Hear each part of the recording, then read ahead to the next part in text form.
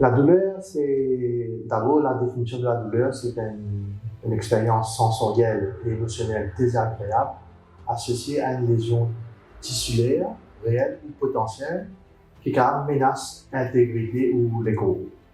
Donc, c'est un mécanisme d'alerte qui oriente la personne pour consulter la cause de la douleur.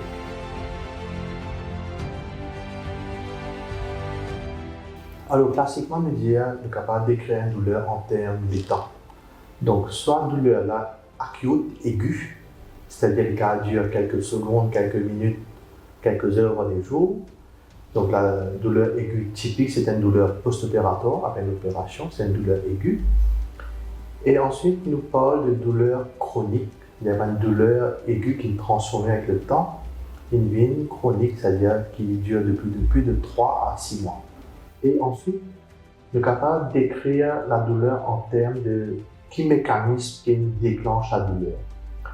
Donc, pour comprendre, pour schématiser, la douleur, c'est soit un excès de stimulation, donc par exemple tactile, ou par atteinte du système nerveux central ou périphérique. Donc, on appelle ça une douleur neuropathique. Donc, la douleur est soit par excès de nociception ou par atteinte neuropathique ou les capables de vivre.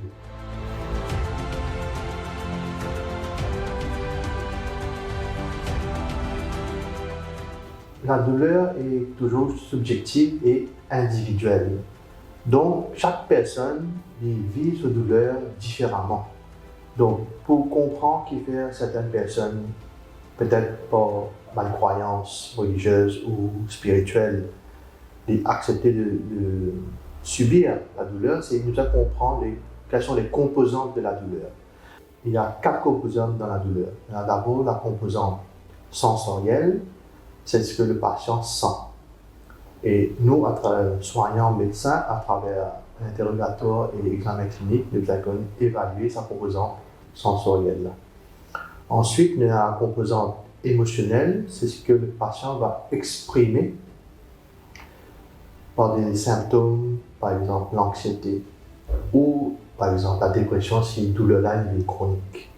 Donc la composante cognitive, c'est en fonction du background social, intellectuel, spirituel du patient, il donne un sens à sa douleur. Et en dernier, il y a la composante comportementale, c'est ce que le patient va exprimer, que ce soit par le côté verbal ou non verbal de la douleur. Donc, le soignant bien connu, observer, évaluer et bien sûr faire une synthèse et traiter par la suite.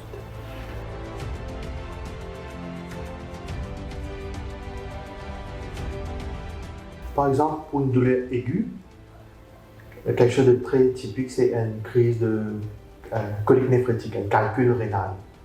Souvent, le patient dit c'est au niveau de l'intensité de la douleur, c'est une douleur très intense. Et quand nous essayons l'échelle de la douleur, au niveau de l'intensité, c'est bien 10 sur 10.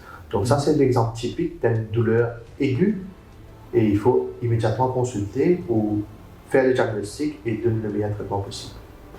Et en fonction intensité, mécanisme d'action, etc., le médecin fait une synthèse rapide et il propose le meilleur traitement possible. Donc, dans le traitement médicamenteux, il y a différentes stratifications de médicaments qui nous servent.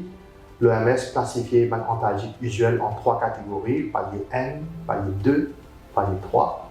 Par exemple, palier N, le traitement le plus connu, répandu et utilisé, c'est le paracétamol. Il y en a d'autres médicaments, avec quelques effets secondaires aussi. Bien sûr, le paracétamol, c'est ici qu'il y a contre-indication sur allergie, dans tous les médicaments aussi. Palier 2, le plus connu à Maurice, c'est tramadol et codéine. Donc ça, c'est pour les douleurs légères à modérées. Et pour les douleurs modérées à intenses, le opioïde fort, dont le chef de file et la morphine. C'est très important que la personne ne souffre pas de douleur, notamment la douleur physique, parce que nous n'avons pas de moyens, notamment un médicament, qui est capable de soulager la douleur. Donc c'est très important de prendre en compte ce symptôme D'ailleurs, l'OMS aussi nous dit le principal symptôme qui accompagne une maladie grave, incurable, notamment les cancers, c'est la douleur.